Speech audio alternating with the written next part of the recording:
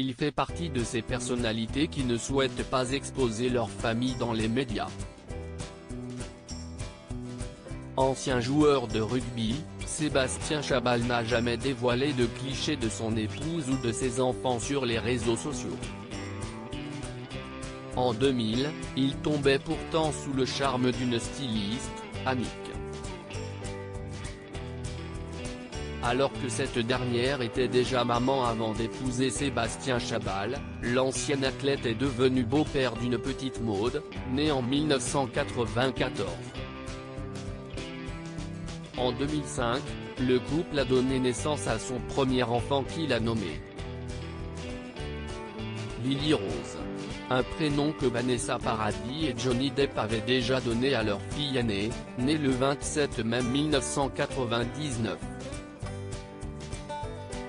Sur les 20 dernières années, le prénom Lily Rose est en hausse. Il est notamment populaire dans le Nord, en Gironde, dans les Alpes-Maritimes, en Meurthe-et-Moselle, mais aussi dans le Morbihan. Par la suite, ce prénom a gagné en popularité au point de devenir le prénom composé le plus donné en France.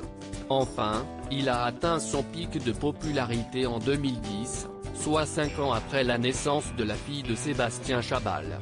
Si l'ancien sportif ne parle jamais publiquement de sa fille, les Lily Rose se caractérisent avant tout par leur sociabilité. Pleines d'énergie et toujours de bonne humeur, elles sont également douces et sensibles.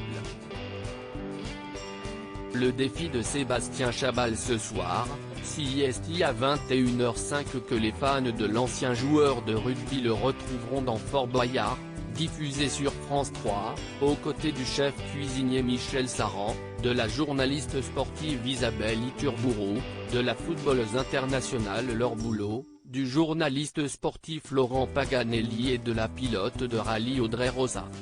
Dans un entretien accordé à Télé 7 jours, Laure Boulot a assuré, quand de sa voix puissante il vous encourage sur une épreuve où vous êtes dans le dur, CST a un soutien exceptionnel. Alors que Sébastien Chabal retrouvera Mister Boo lors d'une épreuve, la jeune femme a ajouté, l'un a terminé dans un sale état. Contrairement à ce que vous pensez, je parle davantage sur le plan mental que physique. Vous verrez.